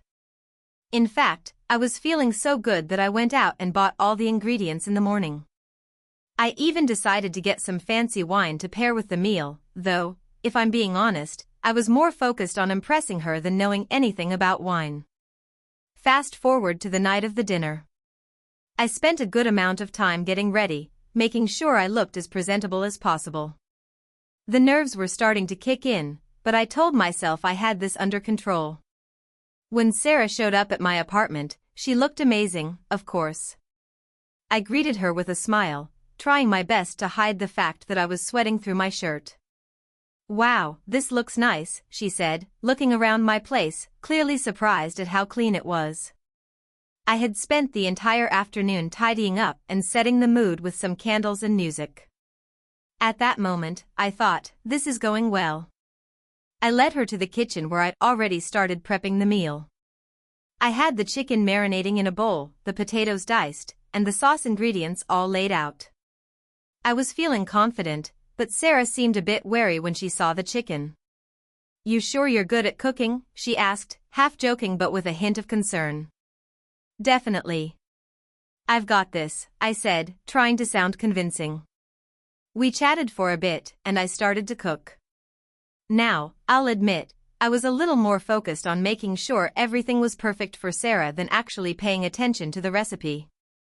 I was chopping, stirring, and adjusting the heat of the stove without really thinking about the details. At one point, I got distracted by Sarah's laugh and the conversation, which made me forget to lower the heat on the pan. A couple of minutes later, I noticed a faint smell that seemed off. I looked down and saw that the chicken was starting to burn on one side. I quickly flipped it, trying to salvage the meal, but I felt a bead of sweat form on my forehead. "I think the chicken's a little." Before she could finish, I heard a loud sizzle from the pan. Suddenly, a small flame shot up from the burner. Panic surged through me as I froze for a split second. Was this how it ended? Was this going to be the moment where I went down in flames, literally, in front of the girl I liked? I quickly grabbed the nearest towel, thinking I could use it to smother the flame. But in my panic, I knocked over a small bottle of oil that was sitting on the counter. The oil spilled onto the burner, and before I knew it, the flames grew higher. That's a fire," Sarah said, her voice filled with a mix of surprise and amusement. I knew that I had no idea what to do. I'd seen enough TV shows to know that throwing water on an oil fire was the last thing you should ever do, but I had no backup plan. My mind raced. The fire was getting bigger, and now I could hear the soft crackling sound of the pan igniting. In a desperate attempt to control the situation, I grabbed the oven mitts and attempted to lift the pan off the stove to move it somewhere safer.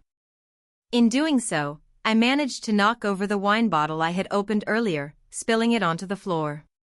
This added to the chaos, but at least it didn't catch fire. Thankfully, alcohol was not involved. "Okay, I'm not laughing," Sarah said, but I could hear the nervous giggle creeping into her voice. At that point, I was in full-blown panic mode. I didn't know whether to put the fire out with a wet towel, a baking sheet, or just throw the whole thing out the window. I was about to call 911 when Sarah, being the calm person she is, told me to step aside. She grabbed the fire extinguisher from under the sink and, without missing a beat, sprayed it directly at the flames. The kitchen was suddenly filled with that dry, powdery mess that comes with a fire extinguisher, but at least the fire was out.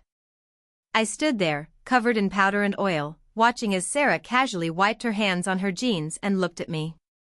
"Looks like you could use a little more practice with your cooking skills," she said, smiling. I was mortified. The dinner I had carefully planned to impress her had turned into an absolute disaster, and I could feel my cheeks burning from the embarrassment. My only hope was that she didn't think I was some complete idiot, but when I looked up at her, she was laughing. "I'm sorry," I said, my voice barely above a whisper. "It's okay," she replied, still chuckling. "You're lucky I like you, or this would have been a huge turn-off."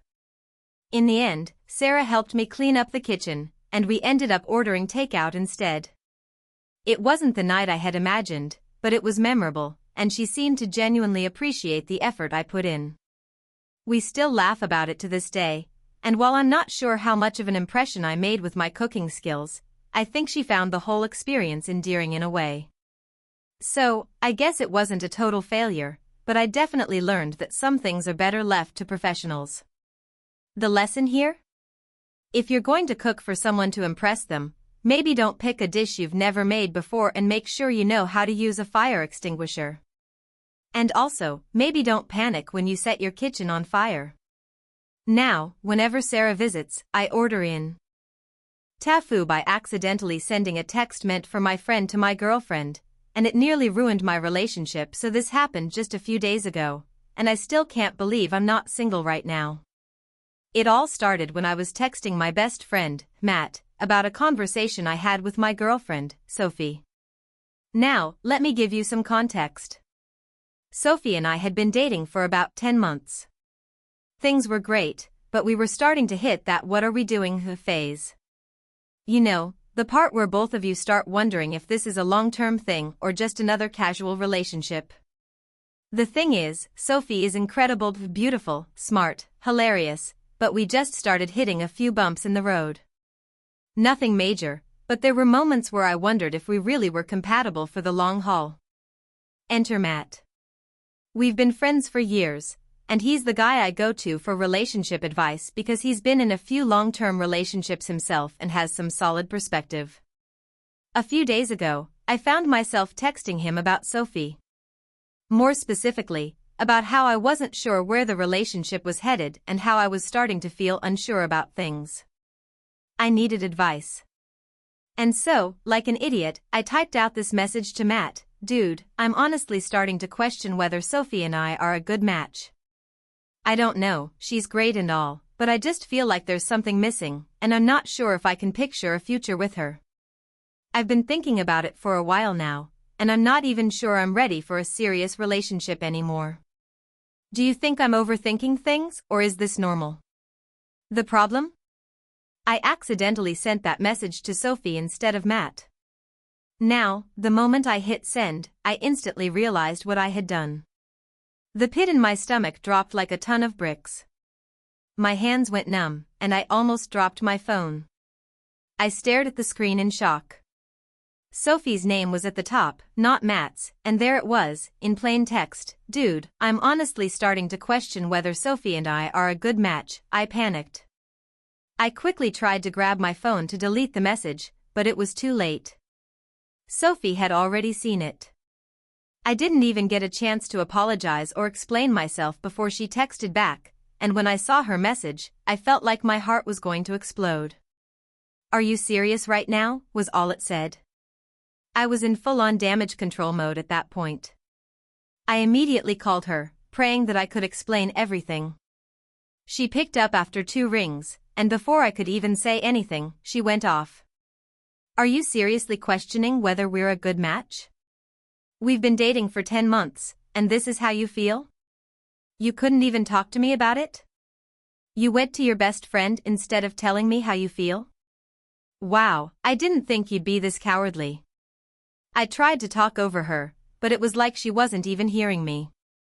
The worst part was, I couldn't even explain myself properly because every time I tried, she would just cut me off. I told her it was an accident, that I didn't mean for her to see it, but she didn't seem to care. She kept telling me that I should have been honest with her instead of confiding in my friend. In the middle of her rant, I heard her take a deep breath like she was about to say something serious, and I braced myself for the worst. You know what, I need space. I need to think about this. I don't know if I can keep doing this if you're unsure. I thought we were building something real, but now I'm not so sure.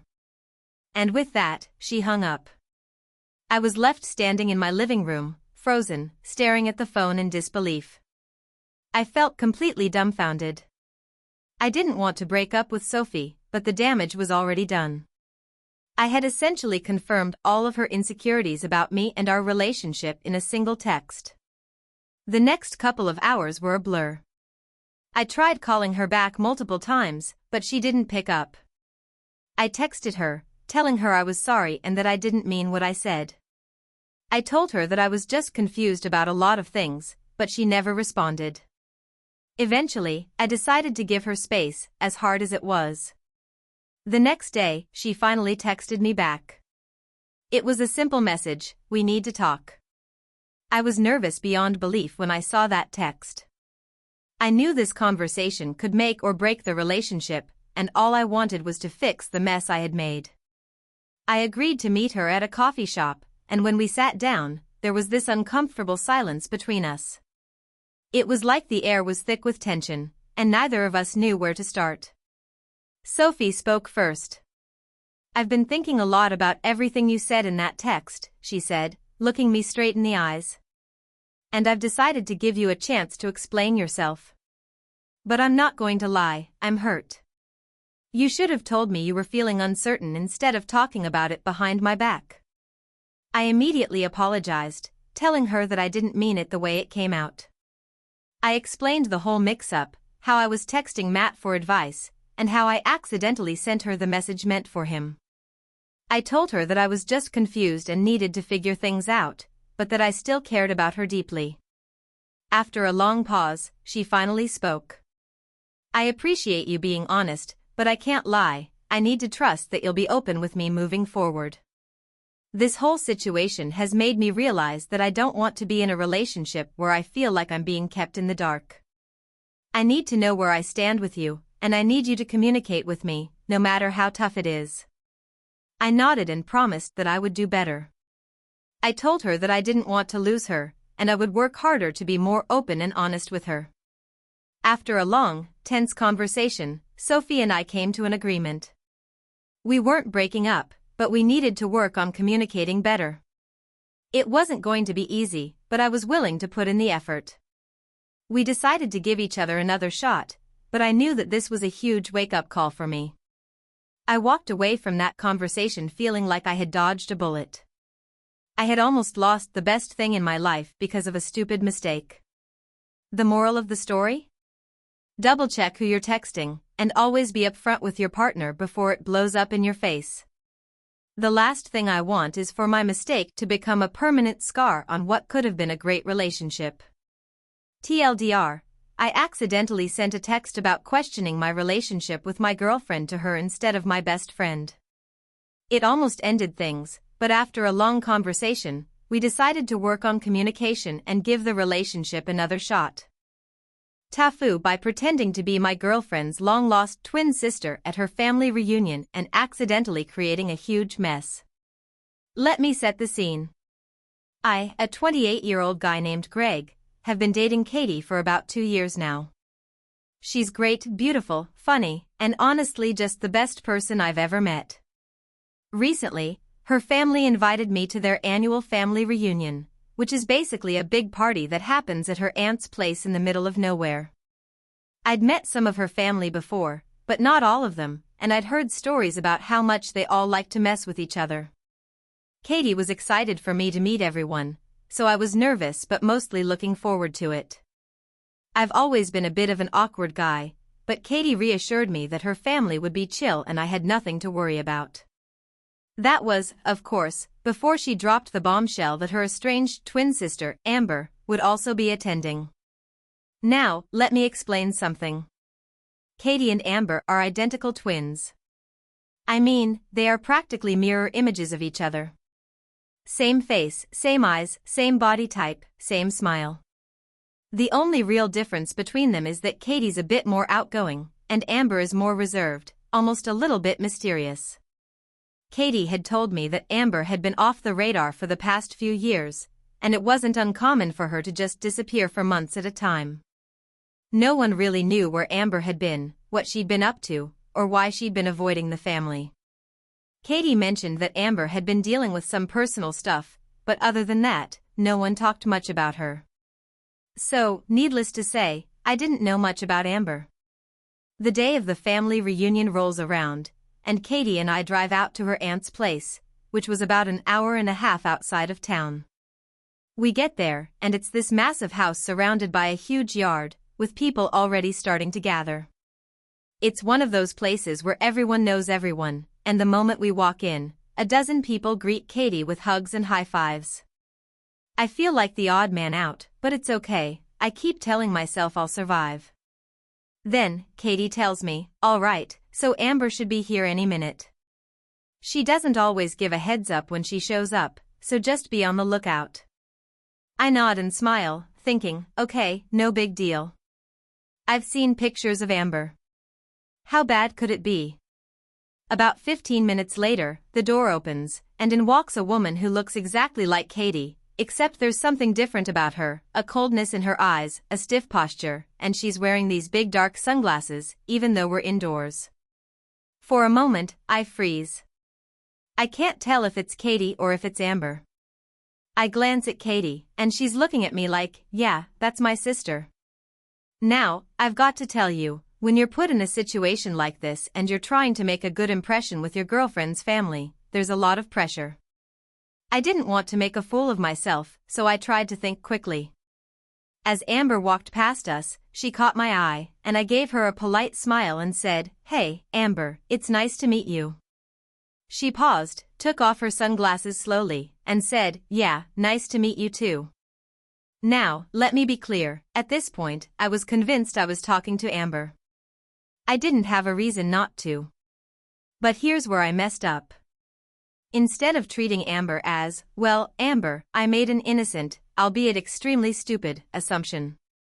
Katie had told me that Amber was a bit distant with the family, so I thought it would be a nice gesture if I introduced myself as someone who had known her before she disappeared. You know, try to be that understanding, supportive guy who gets the whole family drama thing. So I did exactly that. I walked up to her after a few minutes and said, "So, you know, I've heard so much about you. Katie talks about you all the time. It's crazy that we've never met before. I remember when we were all back in high school, you and I were always hanging out together. It's good to finally catch up after all this time." Amber's face went completely blank, and she stared at me for what felt like an eternity. The room went silent, and I suddenly felt like the biggest idiot on the planet. Katie, who was across the room talking to her aunt, turned and looked at me with wide eyes, mouthing something like, "What the hell are you doing?" Before I could even process what was going on, Amber spoke. Greg, right," she said, her voice flat. "I don't know who you think I am, but I'm not who you think I am. You've got the wrong person." I blinked. What the hell? The entire room went silent. It was like the whole family was holding their breath. I looked at Katie, who was now approaching us with a mix of confusion and panic on her face. "Amber?" she asked, and Amber nodded but looked even more pissed.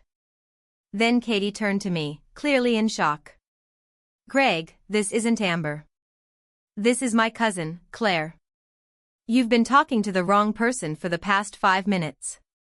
At that moment, I thought I might pass out from the embarrassment. I looked at Claire, who was now smirking at me with the kind of look that said, "I know exactly what you just did." Apparently, Claire had been at the reunion the entire time, and I had just confused her with Amber because, well, they both had similar haircuts, and Claire had thrown on a pair of sunglasses too.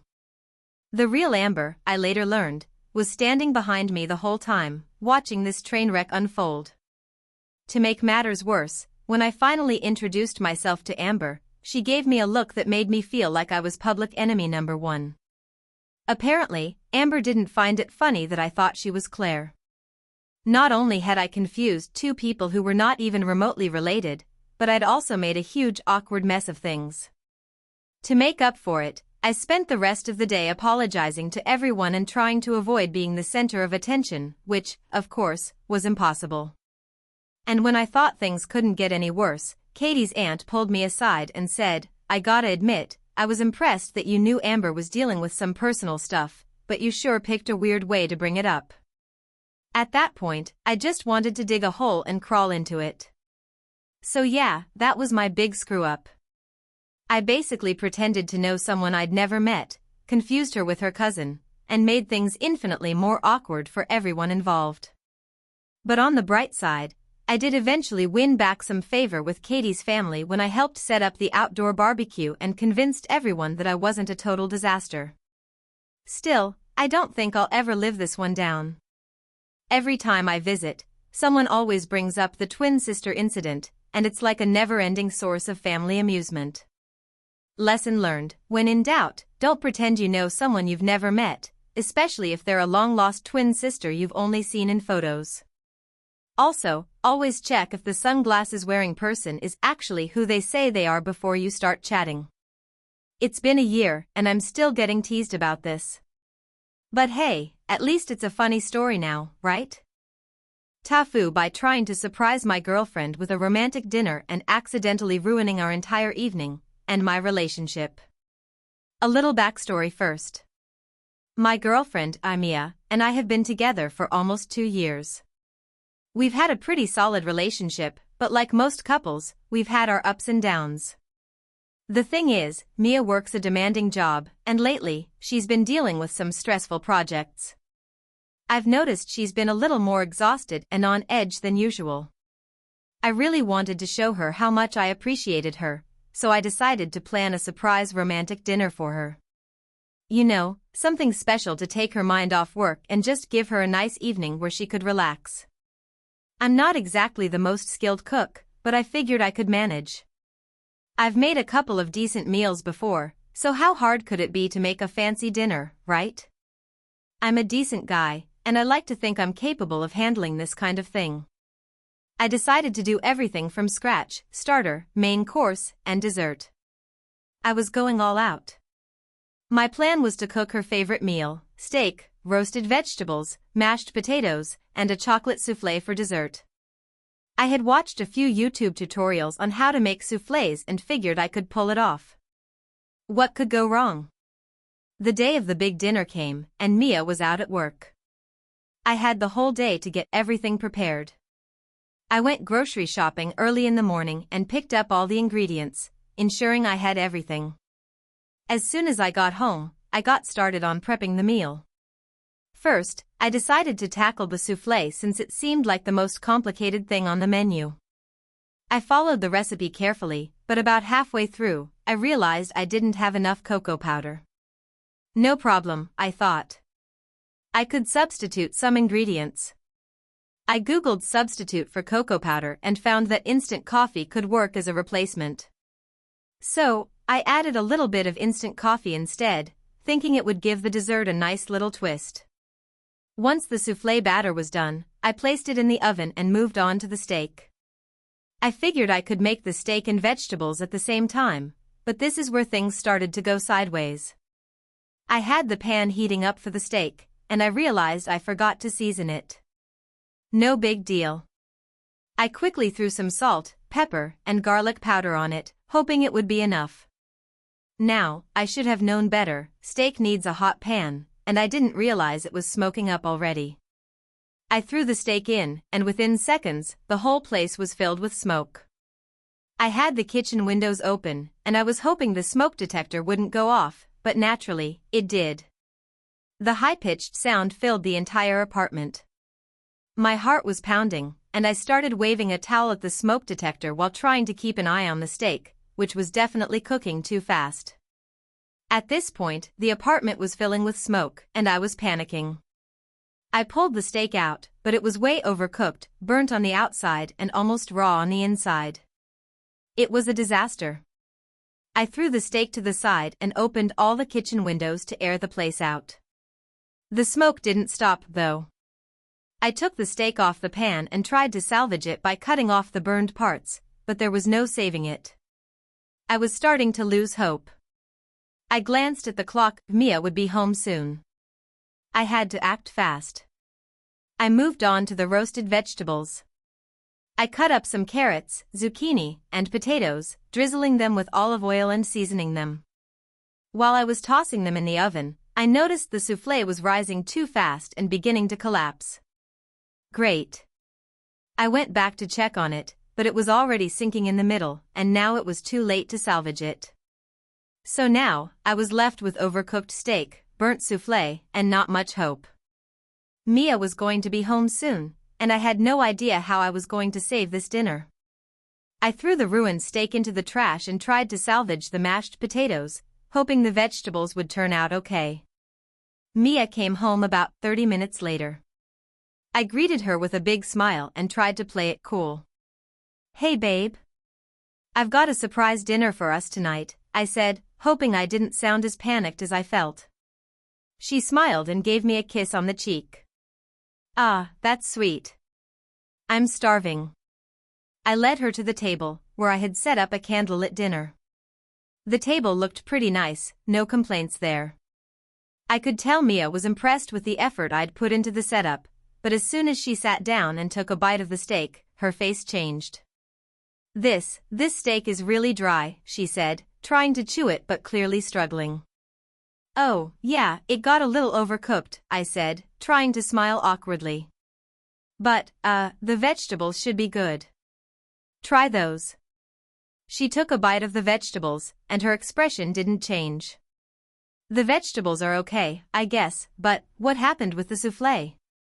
I froze. Yeah, the soufflé didn't turn out exactly as planned." Mia took a forkful of the mashed potatoes, and then the silence lingered for a moment. She wasn't saying anything, but I could see her face shift from polite disappointment to something else. The tension in the air was palpable, and I felt my stomach turn. "You know, I appreciate the effort," Mia finally said. "But this is kind of a mess. You didn't even get the steak right. And the dessert is just a weird texture." I was mortified. My grand plan to surprise her with a romantic evening had completely backfired.